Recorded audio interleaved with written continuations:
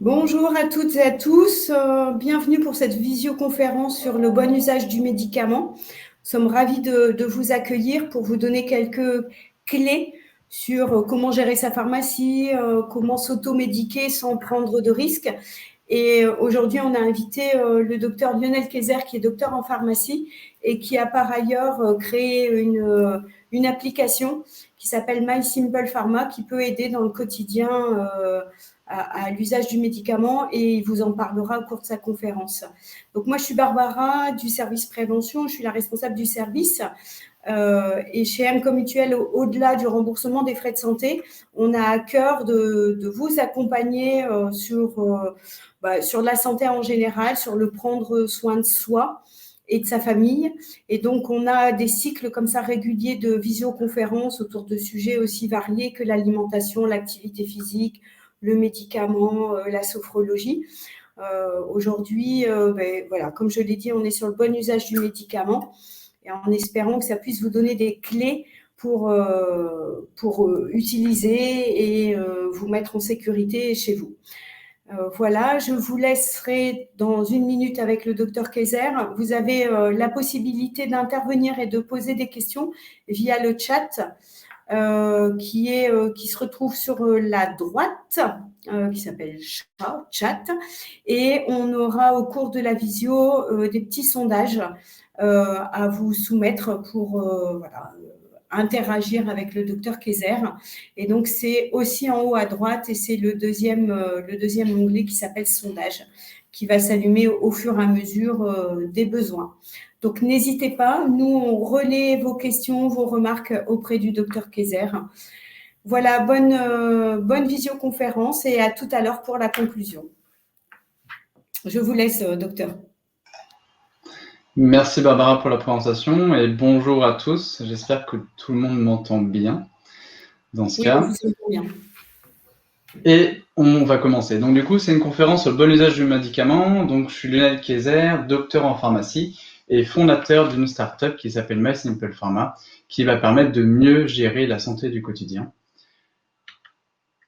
Donc avant de commencer, je vais juste faire un petit sondage sur l'origine du médicament.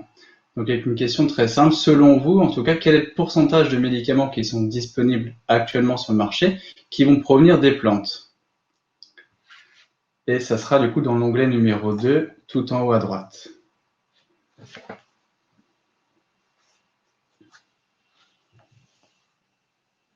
Voilà, normalement, vous devez voir la question qui s'affiche en haut à droite. Il va y avoir un point rouge sur l'onglet sondage. Donc vous avez le choix entre 3 réponses, soit 45%, soit 75% ou soit 95%. On voit du coup les réponses en direct. Ouais. 50-50.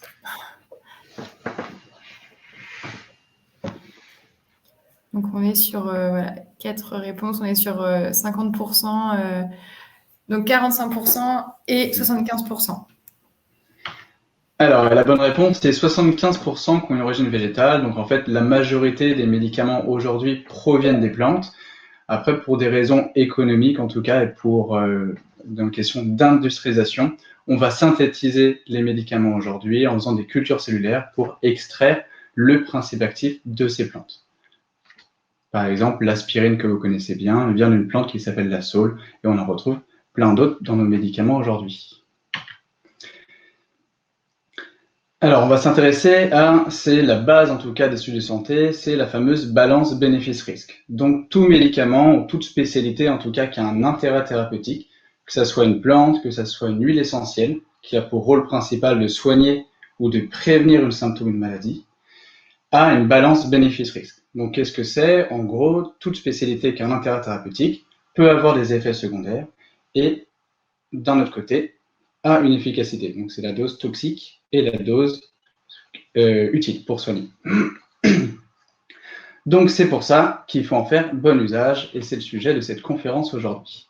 Si vous avez des questions, n'hésitez pas à l'envoyer par le chat et j'y répondrai en temps réel.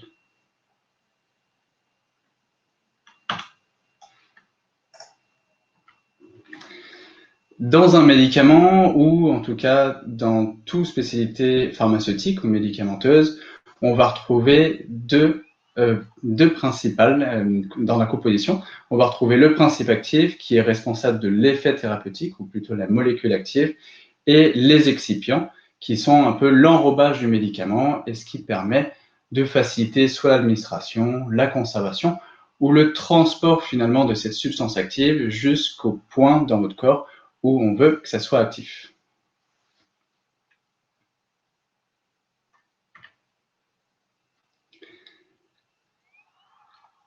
Je vais vous poser une autre question.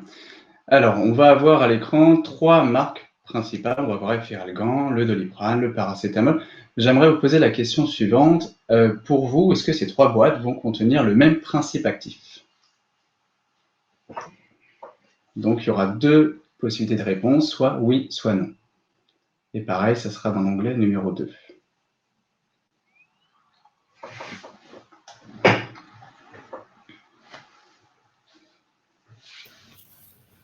Donc là, on a les 3 réponses oui. Les réponses majoritaires, c'est oui. Il faut que je réponde aussi. Ok, très bien, tout à fait. Donc effectivement, ces 3 médicaments, donc l'Efferalgan, le Doliprane, vont contenir la molécule paracétamol, qui est le principe actif. Je voulais aborder ce point parce que on a de forts taux de mésusage, en tout cas sur le paracétamol. Parce qu'on va le retrouver, en tout cas, dans 200 médicaments qui sont seuls en association, dont le Dafalgan, etc. L'intérêt de comprendre, en tout cas, ou d'identifier la molécule active, c'est d'éviter ce risque de surdosage. Et je vous rappelle, pour le paracétamol, c'est 1 gramme maximum toutes les 4 heures, sans dépasser 3 grammes par jour. Donc le paracétamol, il va se cacher partout. On va le retrouver dans le Fervex, dans l'Umex et d'autres médicaments que vous connaissez certainement. Le deuxième point qui va nous intéresser ici, c'est cette molécule active ou le principe actif, donc le paracétamol, c'est aussi une dénomination commune internationale. C'est-à-dire que vous soyez en Russie, en Chine ou à travers le monde en tout cas, que vous demandez au pharmacien en face de vous du paracétamol ou à un médecin en face, on parle le même langage. Dans ce médicament au milieu, l'Umex, on va retrouver de la pseudoéphédrine qu'on va retrouver aussi dans le Sudafed, qui est un médicament qui vient d'outre-mer, et pareil, ici, pseudoéphédrine. Sur la DCI, on a une exception, qui est française également, qui est sur la partie paracétamol. En fait, la vraie DCI du paracétamol, c'est l'acétaminophène.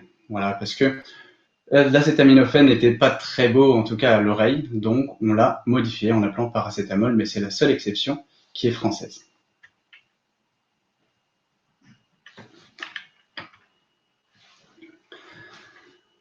Sur les boîtes de médicaments, vous allez retrouver plusieurs pictogrammes qui vont vous préciser en tout cas les conditions d'usage du médicament. Par exemple, on va retrouver 2 logos qui sont assez récents sur le danger avec une grossesse, voir si le médicament est interdit ou on doit ne pas le réutiliser. On va en avoir 2. Le premier qui signale un danger, c'est-à-dire qu'on peut le réutiliser, mais sous conseil d'un pharmacien ou d'un médecin. Mais c'est un point de vigilance. Le deuxième pictogramme grossesse est égal à interdit. Ça, c'est un médicament qui est strictement interdit et qui doit en aucun cas être réutilisé pour une femme enceinte ou qui allaite. On a un autre pictogramme qui est le risque de photosensibilisation. Donc là, c'est pareil, c'est des traitements à base de corticoïdes, par exemple, qui vont réagir avec les UV du soleil. Donc c'est pareil, à utiliser avec prudence, en tout cas si vous vous exposez au soleil, et plutôt protéger les parties qui seraient exposées. On va avoir aussi ces 3 pictogrammes donc pour la somnolence et la vigilance, avec une petite voiture dessus, qui sont aussi importants, parce qu'en fait, c'est des médicaments qui vont induire une somnolence, et notamment, ça peut être important pour la conduite de véhicules, soit dans votre milieu professionnel ou tout simplement votre véhicule personnel. Alors, j'ai une question de Barbara. Maintenant, les questionnements sont sur la quasi-totalité des médicaments. On ne sait pas si on peut ou non conduire. Donc, vous pouvez conduire, en tout cas, mais ça sera de la vigilance supplémentaire. Par exemple, le niveau 3, ça va être tout ce qui va être du codoliprane, par exemple, donc du paracétamol associé à la codéine. Donc, chez certaines personnes, ça peut fatiguer et on se sent un peu moins en état de conduire, un peu comme si on était un peu plus en état d'ébriété.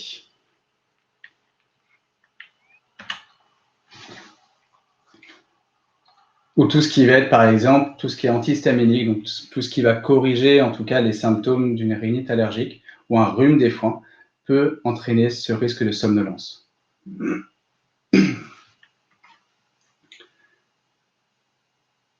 Est-ce que vous avez une question sur les pictogrammes? Je vois Marion qui est en train de taper.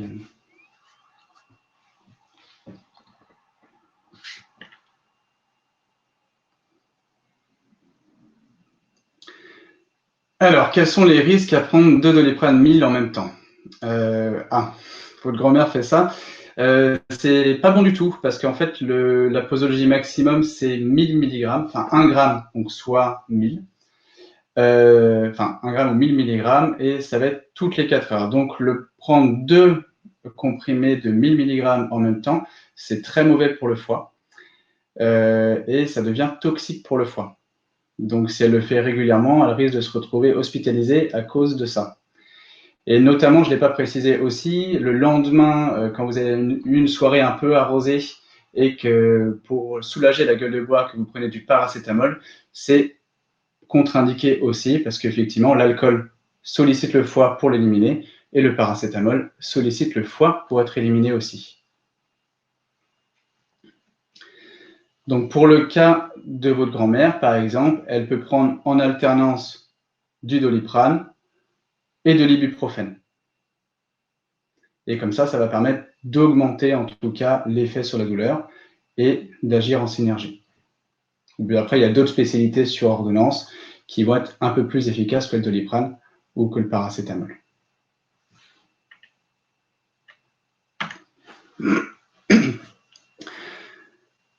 Alors là, on va parler du médicament sur ordonnance, en tout cas, où on va devoir respecter en tout cas certaines règles pour le bon usage de ces médicaments sur ordonnance ou en plus général de la prescription.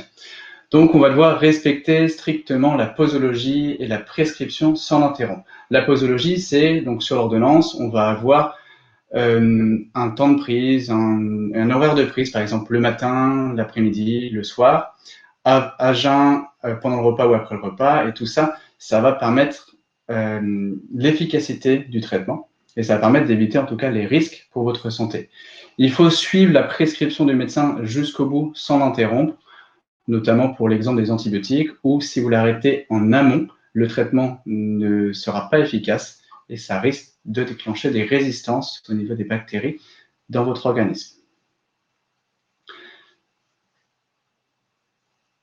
En fin de traitement, ça c'est quelque chose qu'on n'a pas toujours tendance à faire, mais ce qui est très important, il va falloir rapporter donc les médicaments qui sont restants ou non utilisés, en tout cas pour les ordonnances qui sont finies. Je ne parle pas forcément des ordonnances pour des pathologies chroniques qui seront amenées à être renouvelées. Et ça permet de ne pas les réutiliser après. Le deuxième point, pour les règles de bon usage, ça va être de vérifier. Donc, je vous conseille de tous les ans, notamment pour les personnes âgées, comme la grand-mère de Marion, de faire un bilan avec son médecin traitant de tous les traitements qu'elle a en cours, pour faire un point avec elle, pour voir s'il n'y a pas d'effets secondaires qu'elle ne tolère pas, pour voir s'il n'y a pas d'interaction ou s'il n'y a pas de médicaments qui seraient maintenant inutiles. Voilà. Donc, c'est important de le demander au médecin.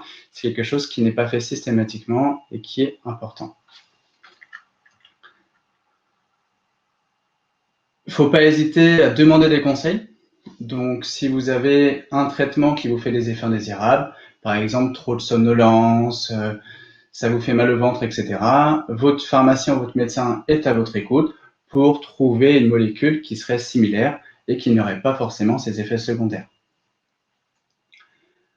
J'ai un point de vigilance aussi à faire sur si, alors là c'est plus pour les personnes âgées aussi, qui sont polymédiquées, donc qui vont voir plusieurs médecins, donc le généraliste, le cardiologue, le pneumologue, etc.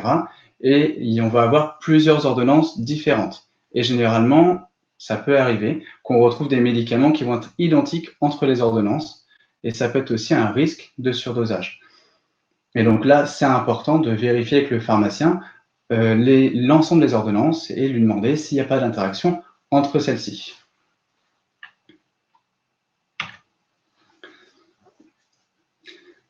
Le dernier conseil là-dessus, c'est bien sûr s'informer. Donc par exemple, quand le pharmacien vous délivre vos médicaments avec l'ordonnance, il faut vérifier avec lui qu'il n'y a pas de nom qui diffère de l'ordonnance. Par exemple, dans le cas générique, vous pouvez lui demander d'inscrire sur la boîte l'équivalence du produit pour bien l'identifier sur l'ordonnance qui est jointe avec.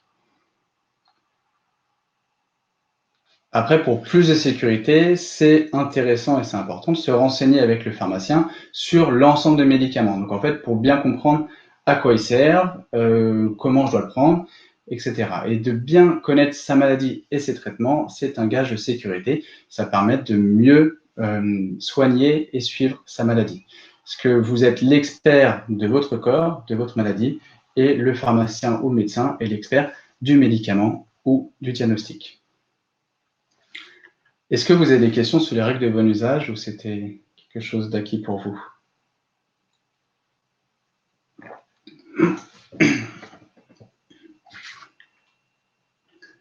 Alors, je pense que c'est bon. De toute façon, on pourrait revenir après. Oui, c'est très très clair. Merci, docteur.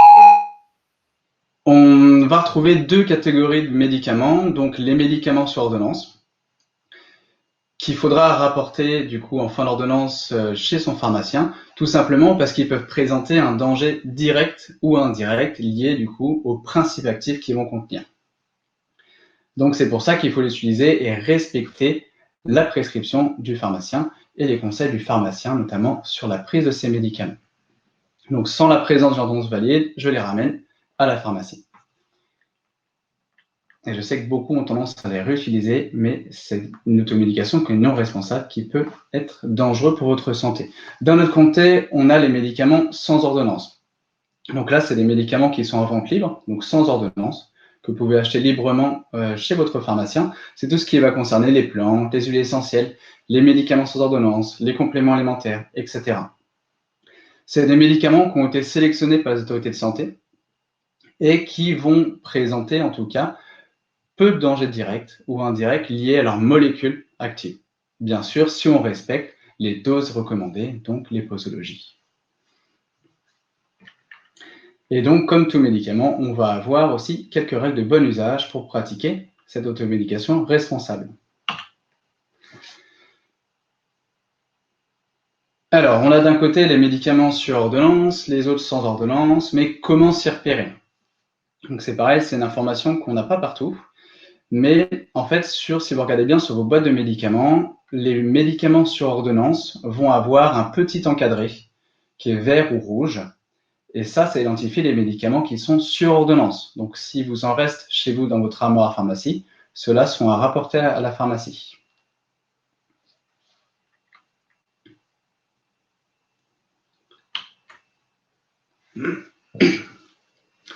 Alors, qu'est-ce que vous pouvez rapporter à la pharmacie?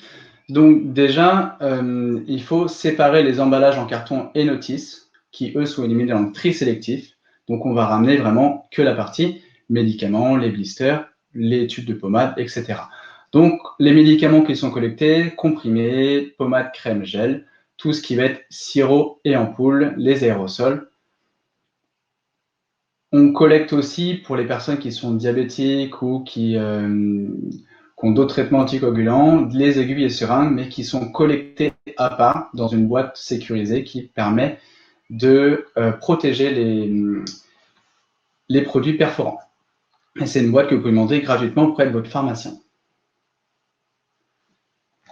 Tout ce qui est radiographie, cosmétique, etc., thermomètre ne sont pas rapportés chez le pharmacien et sont éliminés dans vos poubelles classiques. L'avantage de les ramener, c'est que ça va permettre de produire de l'énergie qui chauffe aujourd'hui des maisons et ça évite que ces médicaments se retrouvent dans la nature et notamment que le principe actif se retrouve dans nos eaux de ville. On a l'exemple, par exemple, avec les pilules qui sont jetées et qui permettent de mettre de l'œstrogène dans les eaux du robinet, donc ce qui est à éviter.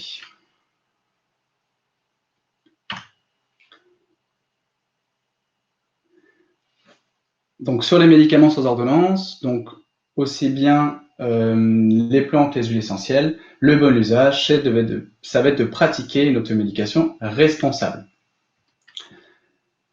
Une automédication responsable, c'est du coup utiliser uniquement ces spécialités qui sont en vente libre pour prévenir ou soigner vos maux du quotidien simples. On va en retrouver 50 symptômes. C'est ce que vous voyez en tête de gondole en pharmacie. Donc, par exemple, vous avez maux de tête, maux de ventre, allergies, etc.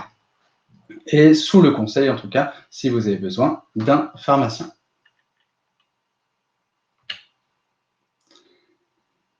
On va également avoir des bonnes pratiques. Donc, la première règle, la plus importante, c'est qu'il faudra lire la notice avant chaque prise et la conserver dans sa boîte avec le médicament, parce qu'on a tendance à enlever les boîtes et les notices et on ne sait plus quel médicament, l'usage en tout cas de tel ou tel médicament.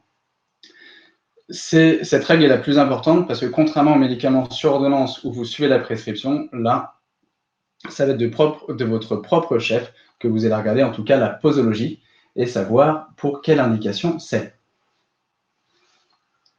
La deuxième règle, c'est en cas de persistance de symptômes, donc des symptômes, ça dépend des maladies en tout cas, mais qui vont durer plus de 3 jours généralement, des symptômes qui s'aggraveraient malgré la prise de médicaments sans ordonnance ou qui se répètent fréquemment, par exemple pour le cas de maux de tête. Donc là, il faut demander l'avis d'un pharmacien ou d'un médecin pour approfondir le diagnostic. La troisième règle, c'est plutôt des points de vigilance. Donc, il y a 4 profils en tout cas où il faut être plus vigilant quand on pratique une automédication responsable. Donc, c'est tout ce qui va être si on est enceinte, allaitante, les enfants en bas âge ou une allergie à une molécule ou à un excipient, par exemple le lactose qu'on peut retrouver dans certains médicaments, ou une personne âgée qui aurait une maladie chronique, par exemple cardiaque ou autre. La dernière règle, alors je ne sais pas si vous achetez en tout cas des médicaments sur Internet, mais il faut faire attention aux contrefaçons. Donc, on peut acheter qu'à des pharmacies en fait qui ont une existence physique en France. Et maintenant, on a intégré sur tous les sites de vente en ligne ce petit logo que vous retrouvez juste à gauche de la règle 4, avec cliquez ici pour vérifier la légalité de ce site. Donc, s'il n'est pas présent, c'est un site qui n'est pas légal. Et s'il est présent, vous pouvez cliquer sur ce logo-là et ça va vous marquer, ça va indiquer la pharmacie, en tout cas, se cache derrière ce site et qui attestera, en tout cas, la validité du site. En cas de doute, en tout cas, sur un site, sur un symptôme, l'utilisation d'un médicament, n'hésitez pas à nous contacter.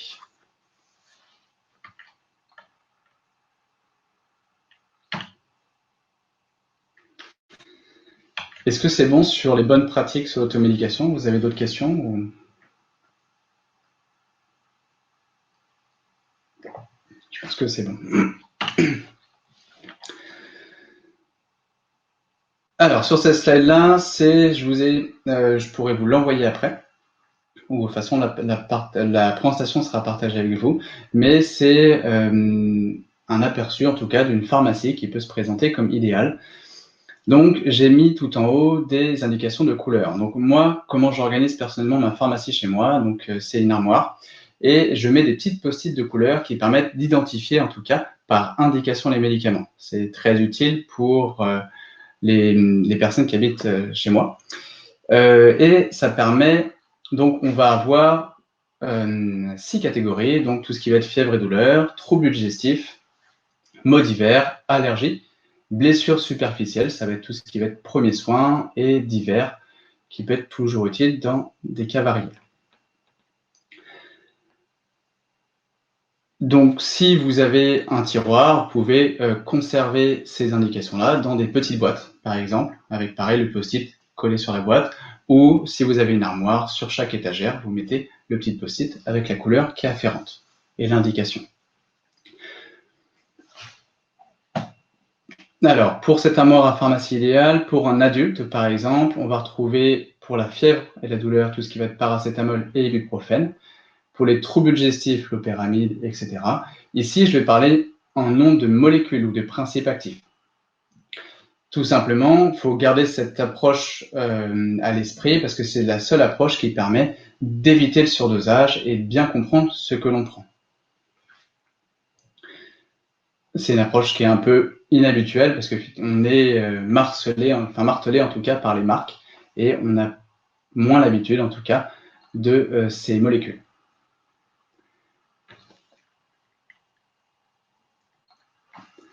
Pour la conservation de vos médicaments, il faut les conserver au sec, donc dans une salle de bain, c'est pas forcément le meilleur endroit, à l'abri de la lumière et surtout en hauteur, en tout cas, ou hors de portée des enfants.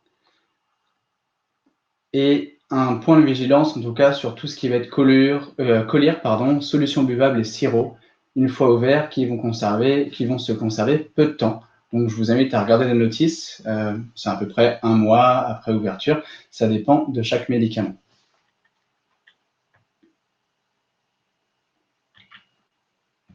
Est-ce que vous avez des questions sur l'armoire à pharmacie ou sur la présentation en général?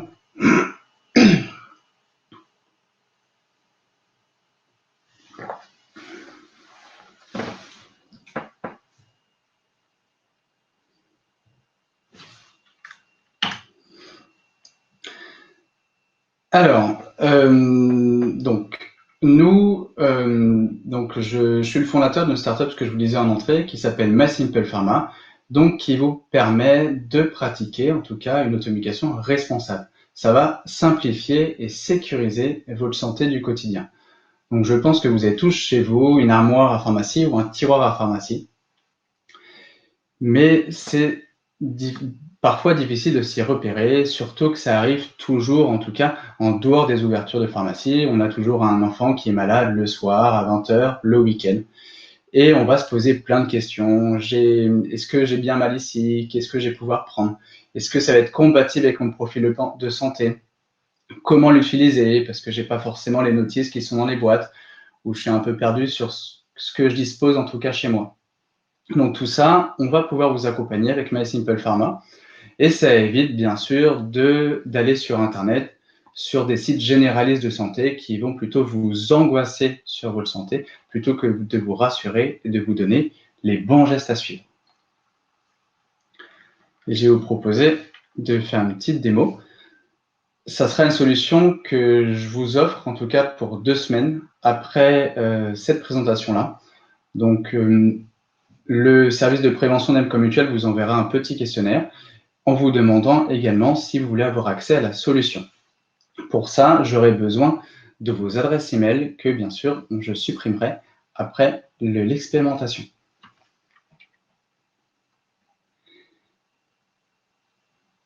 Alors, avant de commencer sur la démo, est-ce que vous avez des questions, en tout cas sur cette présentation?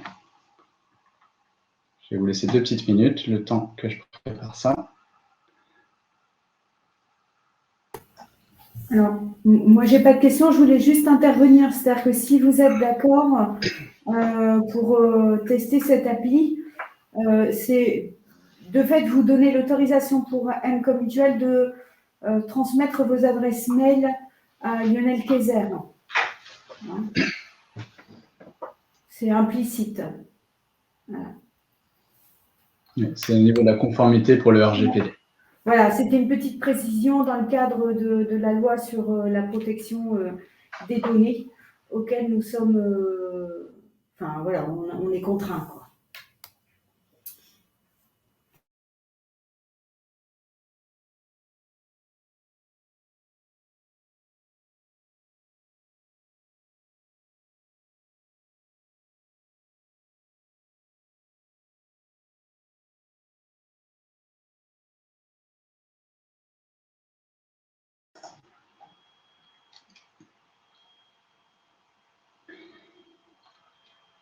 Alors, j'ai une question de Françoise. Au niveau des dates de péremption des médicaments sans ordonnance, faut-il les respecter? Alors, la réponse d'un pharmacien, ça va être oui, il faut les respecter. Après, sur les médicaments, en tout cas sur les comprimés, s'ils sont bien conservés dans leur blister, en tout cas dans leur petite pochette en aluminium, on peut dépasser un peu la date de péremption. Si vous dépassez de 1 ou 2 ans, ça va. S'ils ont été bien conservés. Après, tout ce qui va être ouvert, en tout cas, voilà, collyre, sirop, spray nasaux, ça sera à rapporter pour éviter une contamination, en tout cas, du produit. Ce que vous risquez, en fait, à utiliser un médicament périmé, il y a un risque, en tout cas, que le principe actif ne soit plus efficace. Mais les laboratoires ont une marge, en tout cas, très importante sur les dates de péremption. En fait, il n'y a pas de risque d'intoxication, c'est juste, c'est un peu comme les épices qui, en alimentation, qui perdent leur saveur. Tout à fait. C'est un raccourci un peu rapide. Hein, c'est ça ne va pas perdre leur saveur, mais par exemple, pour une crème, en tout cas, qui a été ouverte, si vous pressez un peu sur le tube, que le bout de la crème sort un peu jaune ou collé, ça, il faut enlever cette petite partie-là. La crème doit rester en tout cas de la même couleur d'origine, donc blanche ou couleur crémeux, etc. Donc, on peut voir aussi l'aspect du médicament. Si vous ouvrez votre blister avec les médicaments et vous voyez que les médicaments ont été altérés parce qu'ils ont pris l'humidité, il ne faut pas les réutiliser. Mais il n'y a pas de risque particulier du coup pour votre santé, ça sera juste en termes d'efficacité qui sera moindre. Donc un paracétamol qui est dépassé depuis 2 ans, on peut le prendre sans risque. Une mal de tête, il risque de ne pas passer aussi vite que c'est ça. En fait. Voilà, c'est ça. C'est ça, tout à fait. Merci. Je vous en prie. Alors, pour le partage d'écran, juste un instant.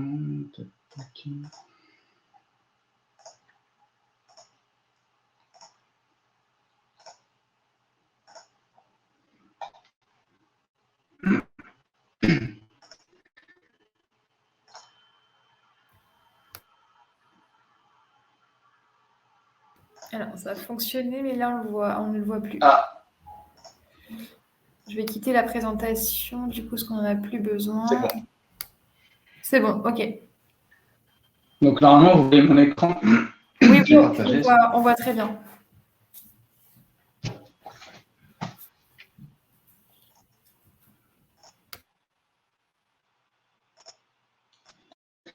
Alors, je vais juste vous montrer quelque chose avant de faire la démonstration. Au niveau du logo, en tout cas pour vérifier l'égalité de ce site, donc là je suis sur un site de vente en ligne e-commerce et c'est un logo qui va se retrouver dans le pied de page, généralement à droite de la page. Et donc il faut cliquer dessus et ça va permettre en tout cas d'identifier la pharmacie qui est derrière, comme je vous le disais. Et donc là c'est la pharmacie Sylvestre qui est dans le Rhône-Alpes. Donc c'est bien un site qui est autorisé à la vente en ligne et vous pouvez acheter sans risque vos médicaments dessus. Il faut aller un tout petit peu plus doucement si c'est possible, parce qu'en fait, on a un petit délai.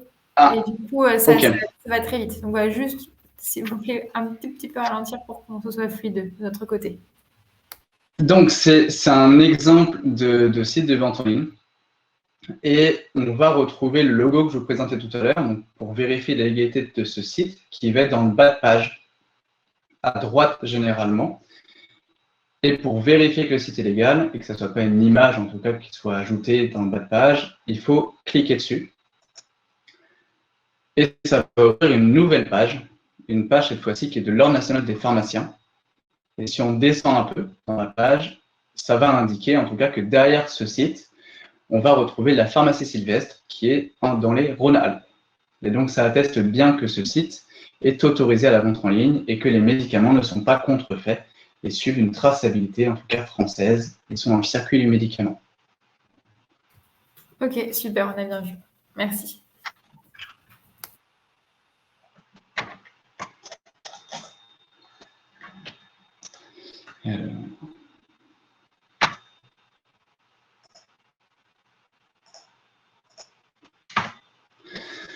Alors, donc là, on est sur le site actuel de MySimple Pharma. Donc, ce que vous allez avoir pendant 2 semaines en accès libre, en tout cas si vous le souhaitez. On va avoir 3 entrées principales. La première entrée, c'est la partie symptomatique. Si ça veut bien. C'est la partie symptomatique, donc on va pouvoir soit rechercher en tapant ici son symptôme, donc par mots-clés, soit une recherche visuelle, donc qui va couvrir du coup les 50 symptômes qui sont autorisés, en tout cas qui font partie de l'automédication familiale responsable. Donc, ça soit la douleur aux fièvres, tout maux de gorge, rhume, maux de ventre, etc., sevrage tabagique. Je vous laisserai explorer tout ça. On a la deuxième partie qui est la deuxième entrée, qui est la partie dictionnaire. Alors, on va faire une petite pause. Voilà, super. C'est Oui. bon. On est devant, là. On est devant le dictionnaire. Le dictionnaire, ça correspond à un deuxième usage. Donc, j'ai ce médicament qui s'appelle l'opéramide, j'ai ce médicament qui s'appelle aubépine dans mon armoire à pharmacie. Je n'en connais plus l'usage, donc ça me permet de vérifier en tout cas si je peux l'utiliser sans risque. L'avantage de la solution MySimple Pharma, c'est que sur les plantes et les huiles essentielles, on va avoir une indication et une posologie qui va être précise. On va travailler qu'avec, donc on a un positionnement indépendant des laboratoires, donc on ne met pas en avant une marque par rapport à une autre, et on travaille exclusivement avec les marques qui sont diffusées en pharmacie. Pourquoi? Parce que c'est des produits qui suivent une traçabilité et qui ont une certaine concentration. Et donc, le dosage, en tout cas la posologie, va différer d'une marque à une autre. Et je voulais juste faire un point de vigilance, en tout cas, sur l'usage des plantes et huiles essentielles. Comme je vous l'ai dit en introduction, ça, c'est soumis aussi à la balance bénéfice-risque. Donc, comme tout médicament, si c'est mal utilisé, ça peut avoir des risques pour votre santé. Donc, c'est pour ça qu'il faut bien respecter la posologie, les contre-indications et surtout, pour quel profil ça va être autorisé. Et si vous voulez en savoir plus, donc ça c'est disponible pour tous les... Donc là c'est notice simplifiée du médicament. Donc ça vous évite en tout cas de lire l'intégralité de la notice qui est beaucoup plus indigeste. Donc on va retrouver les indications, la posologie, les contre-indications, les interactions médicamenteuses et les effets secondaires. On a également une boîte, la boîte du médicament, pour le localiser facilement chez soi, dans son armoire à pharmacie ou chez son pharmacien. Et on est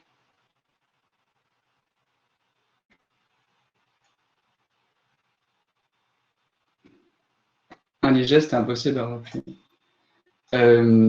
Oui, on a aussi la notice, ouais, d'accord. On a également la notice complète du médicament qu'on peut retrouver derrière un nouvel onglet. Donc là, on est connecté en temps réel, en tout cas avec la notice officielle du médicament, qui est beaucoup plus indigeste. Ah oui, tout à fait, la notice qui est indigeste est impossible à replier. Ok, tout à fait. On voit un écran, voilà, parfait. Ouais, c'est quand je change de fenêtre. Voilà, donc on peut taper, par exemple, le fameux Doliprane. Et on va avoir toutes les marques qui sont référencées derrière avec la photo de chaque boîte de médicaments pour localiser facilement. Donc c'est très important en tout cas de se renseigner sur la posologie à chaque fois de prendre une huile essentielle ou d'une plante en fonction de la marque correspondante. Le troisième onglet ici, c'est la possibilité de contacter un pharmacien.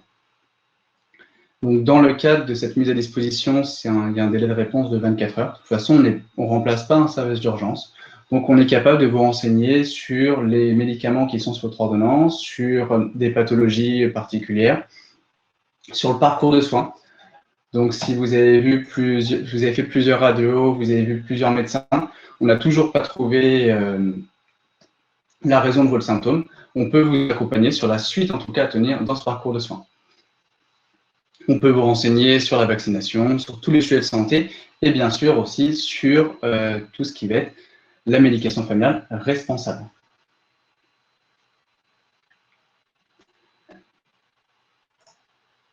On a une partie qui est beaucoup plus, qui va des astuces et conseils, des conseils en fonction de la saison et des astuces du quotidien qui changent régulièrement du coup pour vous adapter le contenu. Et je vous laisserai découvrir un peu tout ça.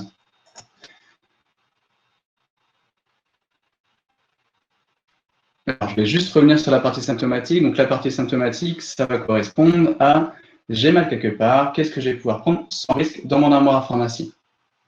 Donc, on va tester par le symptôme du moment, je pense, en ce moment il est revenu. On est bloqué par votre profil de santé, donc on est sur des données qui sont anonymisées, donc on n'est en aucun cas capable de remonter l'information sur vous. On vous invite à renseigner votre âge, et si vous êtes une femme, est-ce que vous êtes enceinte ou allaitante? Donc, on va faire le profil d'une femme enceinte non allaitante, et on va sélectionner, allez, tout grâce.